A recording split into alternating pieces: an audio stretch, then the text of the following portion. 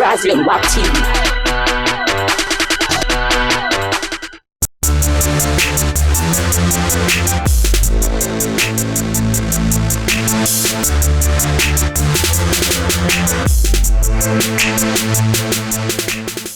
Everyone here seated is into broadcast one way or the other, right? So quickly, what do you think broadcasters in the room of Nigerian broadcasters need to do differently in this current digital era that we have to make sure that they actually move from where they are from point A to point B, especially in terms of revenue generation? In the content distribution, the digitalization is very important. Because in fact, you allow to create this relationship with the subscribers. So when they want to watch NTA, for example, through an app or whatever content, they have to register. They have to give their name, so you know them. So then you can create the link between the past, I would say, the current situation with linear TV, with digital. So we have created Ebony Life On, where all their content could be visible everywhere. So they were not only addressing the Nigerian market, but they were addressing the international market. How you're navigating this whole disruption as a broadcaster? Thank you. Content has always been king, will always be king. But as producers, we also need to try to move away from thinking, because we're very cocky about it as producers. You feel you've created a piece, and the world must just take it. They must consume it. It doesn't work that way. So create products, because it's still the same. Just as you see Nestle here, what we're creating is just, the difference is the feature, tangibility. Ours is intellectual property, theirs is tangible products. Now, how do you create that product that is creatively sound and at the same time commercially viable? 65% of our population are under 25. So how do you create something? Your generation is different. How do you bridge that generation gap? You can't do it from your room. You need to ask them. So the key for me to succeeding is first to know your target audience. If you know your target audience, you then need to look for a strategic fit between your product and those people. So I identify with some of what he said, because our competitor is the guy on the street. That space has been democratized. You have some guy who has a phone and he's the one, and unfortunately we take ourselves too seriously. And we assume that the audience out there also wants that seriousness around them. We still believe that for us to do content, we must buy that high-level camera that they are selling on that show floor. We still believe so. But if you look at those contents that these guys are shooting, they're shooting on mobile phones. They are shooting two chicks or chicken fighting. Useless. No head, no tail. That's the honest truth. No head, no tail. And they are fighting, and 10 million, 20 million, 100 million views. So we need to ask ourselves, are we taking ourselves too serious? I'm not pushing away the place of proper broadcasting, right? But you need to define for yourself your niche. What do you want to do? I'm not in that space. I am not in the old generation, because me, I want to make money.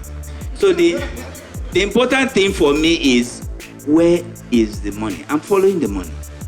And if you are following the money, you need to change. You either change or you become extinct.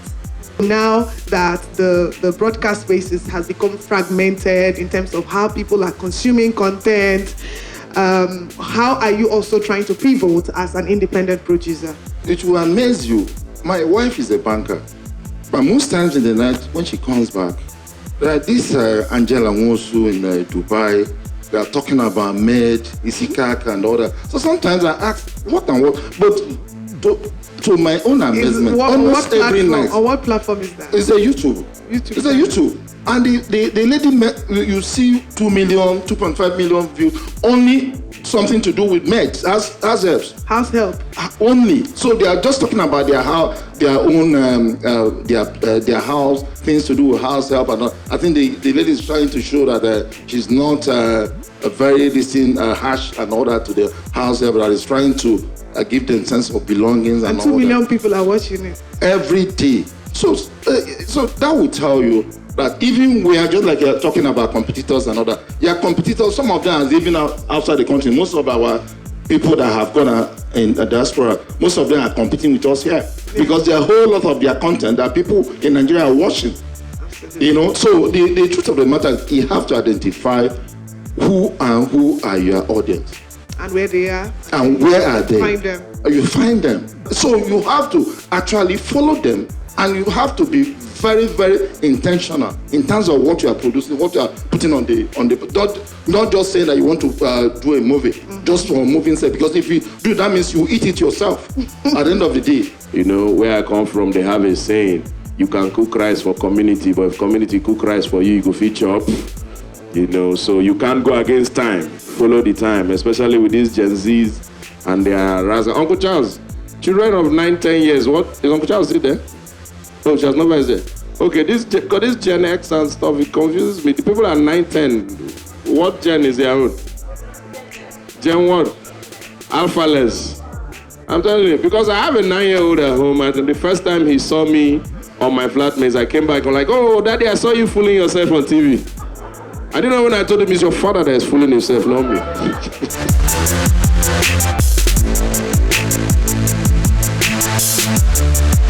For me, my big do is always have a budget before going for a market like this, you know, so that you don't buy what you don't need, right? That's my big do.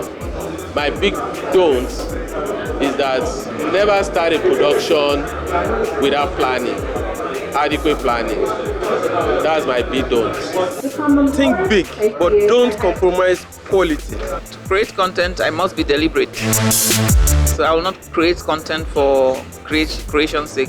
I don't believe in arts for art's sake. I believe in arts for life. So my content creation will address issues, will have effect on society. My big don't is not to create content that will breach the noble profession of broadcasting. Whatever I put together, I must make sure that they adhere to guidelines and provisions are set down by the Nigerian Broadcasting Code. It like this, I like to in content creation that not everybody has had the opportunity to interact with your original, so I try to ask questions that will let people get to know you and what you've done in the space. I'll start off reading your bio, please. Wherever you feel the need to clap, just never clap. copy. Okay. Hello. Okay, so my big do is authenticity. Make it relatable, make it real. Storytelling must be authentic, must be real. My big don't compromise the story. Make it as real as possible. I think my big do will be do your best. Do your best. Be sincere with what you're doing. You know, be put out the best you can. My big don't is don't do stuff that would negatively impact on people who are watching. You know, even when you want to tell a story, make sure it is balanced. You know, make sure there is sincerity in your storytelling, knowing that you are impacting generations to come. Big do's for me in content creation is basically originality and excellent delivery. Your content has to have that unique thing, that thing that is unique to you. And also you have to put in enough effort to make sure you're putting out standard. Then my big don't is anything low quality does not sell. I mean, try as much as possible to not put out low quality. Try as much as possible to invest in putting out high quality content. You know, because if you can do anything, but you come to a distributor and they'll tell you, hey, nobody's going to buy your content. So you don't want to hear that.